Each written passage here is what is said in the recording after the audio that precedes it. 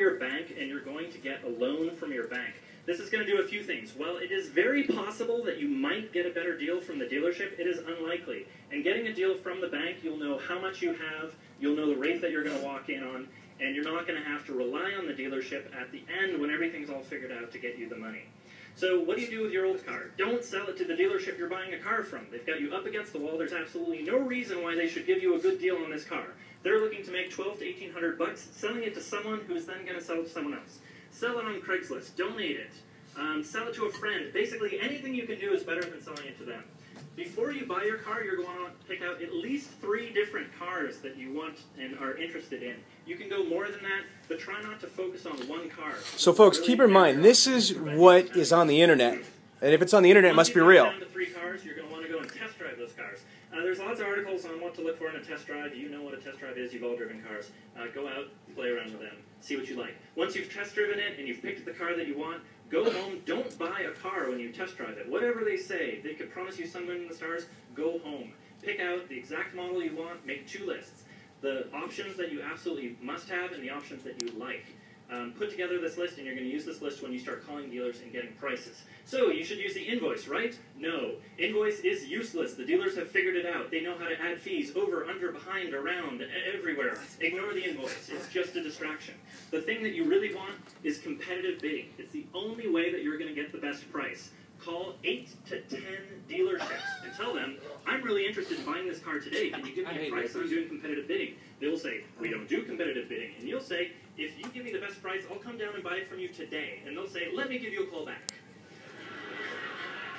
So, you hear the laughter? They're laughing at us. Competitive bidding, but the key is they'll try to tell you things like, we'll give you invoice plus $500. You'll show up and they'll say, plus these 18 fees, including the port fee, the ad fee, the paper fee, whatever. When you're doing your bidding, get it the drive it off the lot price. If I were to write you a check today, what is the final price with all of your ads onto there?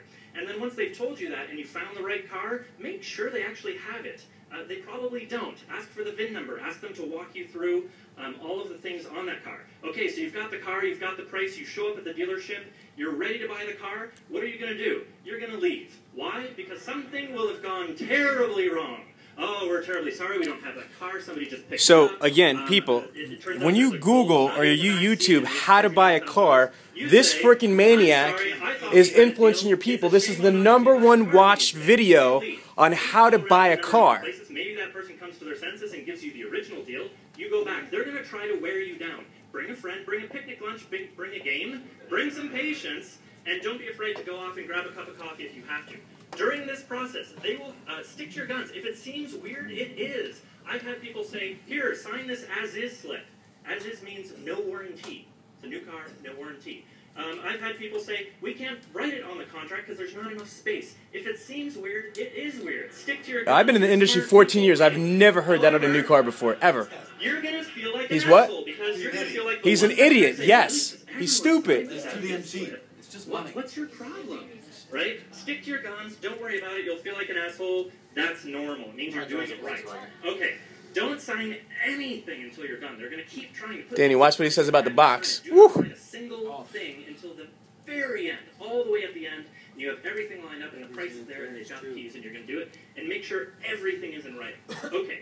So you've got the price locked. Now you're going to go into the back room. The back room is the ninja salesperson who has worked their way up to the highest margin room in the building. This person is smooth, they're suave, they're skilled. They'll tell you about all the beautiful carnauba wax and extended warranties and tire rotations and all these fantastic things that just sound so good. Don't buy any of it. You wouldn't stock up on candy at a movie theater to go home. This is high margin stuff that you could buy anywhere else for half the price. Don't buy a single thing. It'll make them cry. And you'll feel awful, but just really don't buy anything else. Okay, so in recap, and I have 2 full slides of this, the same thing. Give yourself time. Take 2 full weekends to buy a car. It's going to take time. Just set it aside. You might not need it, but if you do, you have it. Sell your used cars separately. Get competitive bids literally from 8 to 10 dealerships for the final price. Walk out when the deal Crazy, changes. right? You could go get coffee. It'll freak them out, and they'll try to tackle you at the door. But literally, walk out. And don't buy any extras. You can get them from an insurance company, from a local car repair shop. There's lots of extra places you can get all that fancy stuff. Thank you very much. Okay, come on. It's recording. Hold it. Okay, keep going. All right, so really quick, this is important. Why did I show this video? Because it's got over 300,000 views. Crazy. See, a lot of, It's crazy. it is actually crazy, but do you understand this is what's out there? When somebody Googles how to buy a car, we said earlier, this is the second largest item ever in their lifetime. Don't you think somebody would ask, how to buy a car? And what are we doing? For my sales managers and for my GMs and, for my CRM managers, my internet directors, what content are we putting in to neutralize or negate these psychopaths that are desecrating what we're trying to do? We're not doing anything.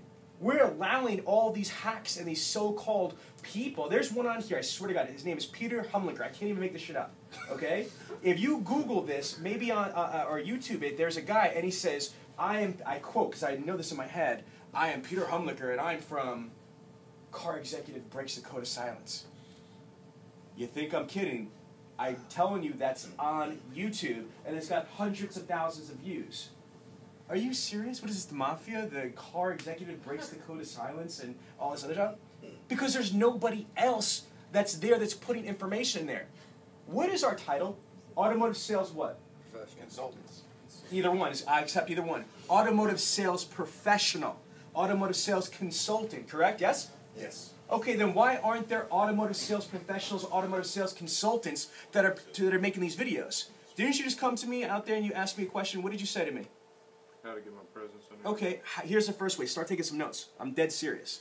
Okay, what you want to be able to do is this. Who better than you to turn around and create little videos that are 30 seconds, 60 seconds, 3 minutes long that say how to buy a car?